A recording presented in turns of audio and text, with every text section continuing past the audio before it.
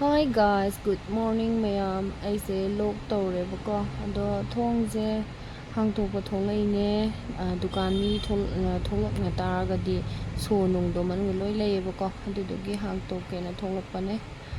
hafet hangtoe aduduga smile dum yam kana kadabi thamamane. Good morning asidi mayam aigi sia seche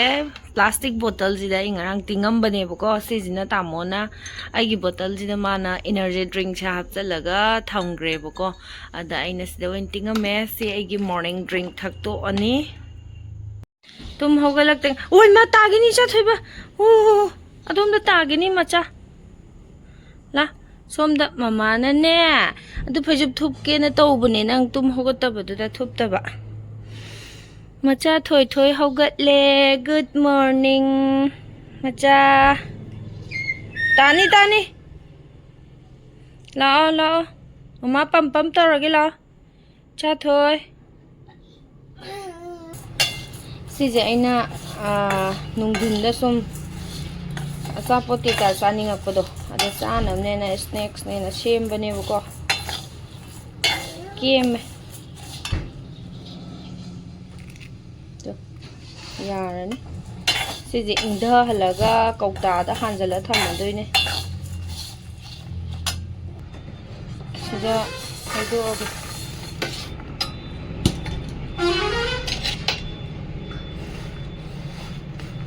makum aina thum kitang sai bane bako adudo horen khapto kharni kitang makum jingje aduduga inghalaga kauta da hanjala thamdoine sida aina breakfast se semba hore bako mung dal sprout ne dagi vegetable khara hapchalaga dum sidi khara light oina chage tawbane bako breakfast adugi semba hore ine khamen sinbaje kitang piklap taw ma hape horen dahi ju hapak hidobani ne yam kanna sinbado adudo ayuk antani ne yam kanna sinbadu ju kaino tawdedana ni yam kanna chawdaba ma hape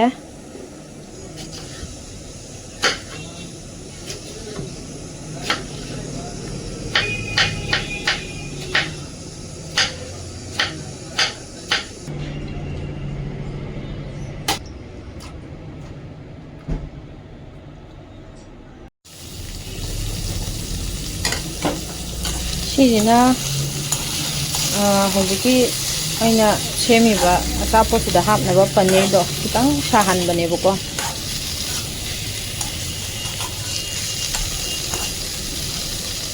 the black pepper ga thum ga kitang hapu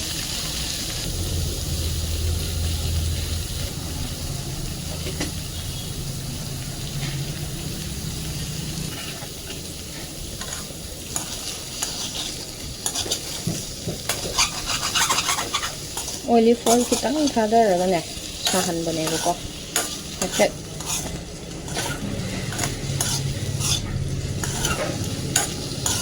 sijina chakhaugi kaino ne bo chahaugi mangra maitai mangra to adudo phutle aina khoi ahumgi ne bako sa sumaina khokto khrani aduduga adum asigi aina hoji sembado aduduga ngasigi di breakfast se oidoineba sigi dahi je mahapane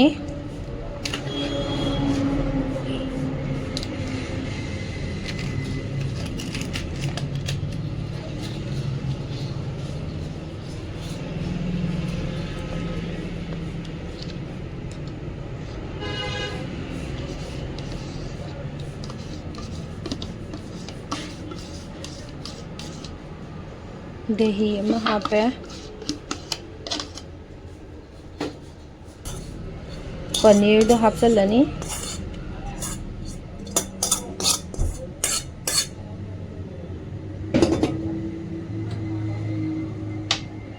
flavor gi chaat masala kitang hapchalani how ngaraga sijina icha thoibogi ne bako madi yerum mamu cha de bako aduduna aina kayo mangra macha amga yerunga hapire kari wakhan khalaga chai noi chai jiba Sigi yerum mamutchina ngang machana chagiba yerumgine madi mamut chadebako adugi akoina chabada dum hapchalaba tamo irujaba ngaibadane ngsaidagi otteba adugi mahi loi langthwe sarage me chathoge mangra mahi jongone Shimari kaire akhu phajaje mahije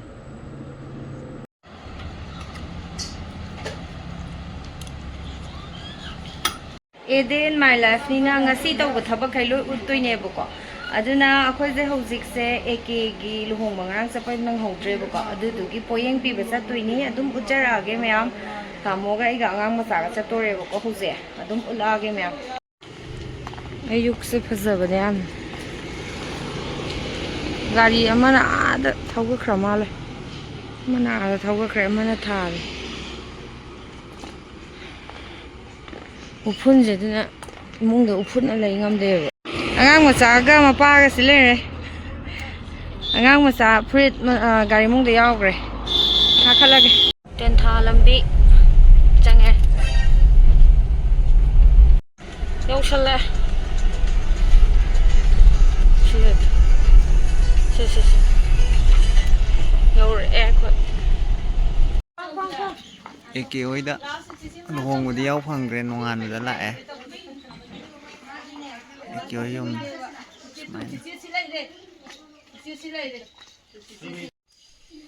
angang ni nang senaram ka mau ka garo moige silere ma chenjal ene he yam nale phase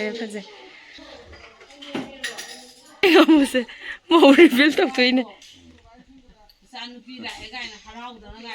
sunu kosan ni wane singang sunu marai de election green ni singang ni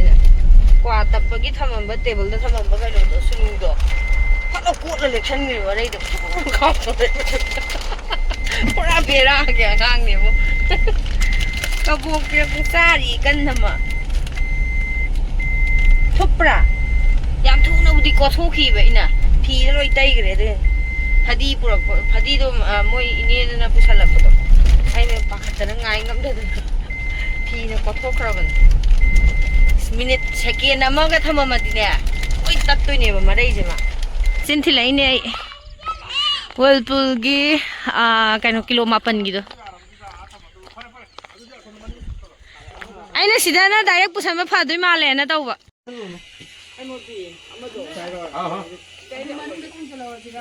Kuina sasilar Yeng hallo angang masada Oh yang phajabane yongone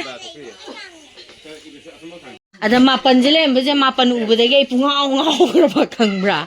ada khoi mane sidi yang phajai ne sioi lawraje tawnaraba ompo lawbo losale ada ko kaino rice cooker ga ani hapa bro to jiba oh hoine nak panina nungdi nungai dini da mayam ga sanari mayam ba thokte indu sai machani kaka mayam ga sanari kaka indo sa indo sa macha tane yumda laine khoi angangi luhongamdai gi kaino haijibot yogdore bako adudugi kaino washing machine thin birak paina khoi bok khoi laire khoi kaka hoi yum kana sagatli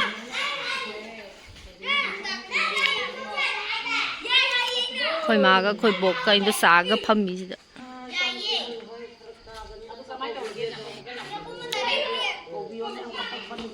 Loidri Lu sao ya lên mai di masana tu jare direct ahandi do ase isana tu ba haibeji kana drosa langchik langi bo aseng ne langi phone dai khu pha jang dor o 5 lakh ki doi ne ba oh ꯑꯣ ꯐꯣꯠꯆꯟꯐꯝꯁꯦ ꯃꯥ ꯐꯖꯩꯌꯦ ꯑꯉꯥꯡ ꯈꯨꯐꯖ ꯑꯃ ꯇꯧꯋꯦ ꯑꯗꯣ ꯏꯁꯥꯅ ꯇꯨꯖꯕꯅ ꯐꯗ꯭ꯔꯥ ꯃꯤꯒꯤꯗꯤ ꯑꯍꯟꯕꯅꯦ ꯍꯥꯏꯔꯒ ꯑꯍꯟꯕ ꯑꯣꯏꯔꯝꯗ꯭ꯔꯗꯤ ꯀꯅꯥ ꯈꯪꯕꯅꯤ ꯅꯠꯇ꯭ꯔꯥ ꯍꯣꯏ ꯑꯗꯨꯕꯨꯗꯤ ꯑꯍꯟꯕꯗ ꯑꯍꯟꯕ ꯇꯧꯕꯤꯌꯣ ꯍꯥꯏꯗꯤ ꯇꯧꯕꯨꯗꯤ ꯇꯧꯏꯀꯣ ꯐꯖꯩꯌꯦ ꯍꯧꯖꯤꯛꯇꯤ ꯌꯥꯝ ꯇꯥꯡꯉꯕꯅꯤꯗ ꯅꯣꯏꯅ ꯐꯥꯔꯁꯇ ꯀꯌꯥꯗ ꯁꯦꯠꯂꯦ ꯐꯥꯔꯁꯇ ꯑꯍꯥꯟꯕ ꯐꯥꯔꯁ ꯍꯥꯏꯕꯗꯤ ꯇꯦꯝꯊꯛ ꯑꯍꯥꯟꯕꯗꯣ ꯑꯗꯨꯗꯣ ꯅꯣꯏ ꯀꯌꯥ ꯆꯠꯀꯦꯕ ꯑꯩꯈꯣꯏꯒꯤꯗꯤ ꯍꯧꯗꯣꯔꯛꯇ ꯉꯥꯏꯔꯤꯅꯤꯅ ꯀꯩꯁꯨ ꯌꯥꯝ ꯀꯟꯅ ꯇꯧꯗꯦ 35ꯗꯒꯤ ꯁ꯭ꯇꯥꯔꯇꯤꯡ ꯍꯧꯋꯦ ꯑꯗꯨꯗꯤ ꯃꯣꯏꯗꯨꯁꯨ ꯑꯗꯨꯝ ꯐꯖꯩꯌꯦ ꯐꯖꯕꯗꯤ ꯐꯖꯩꯌꯦ ꯃꯌꯦꯛꯁꯦ ꯈꯨꯐꯖ ꯑꯃ ꯇꯧꯋꯦ ꯆꯥꯛꯀ ꯐꯖꯅ ꯆꯥꯊꯣꯔꯦ ꯌꯦꯟ ꯊꯣꯡꯕꯒꯥꯏꯁꯦ ꯃꯌꯥꯝ ꯆꯥꯊꯣꯔꯦ ꯑꯗꯨꯒ ꯂꯥꯡꯉꯤꯉꯩꯗ ꯅꯝꯍꯧꯗ꯭ꯔꯦ ꯁꯤꯅ ꯑꯩꯅ ꯍꯜꯂꯛꯄꯗ ꯆꯥꯅꯤꯡꯉꯦꯅ ꯆꯥꯔꯦ ꯑꯗꯨꯗꯤ ꯕꯥꯏ ꯕꯥꯏ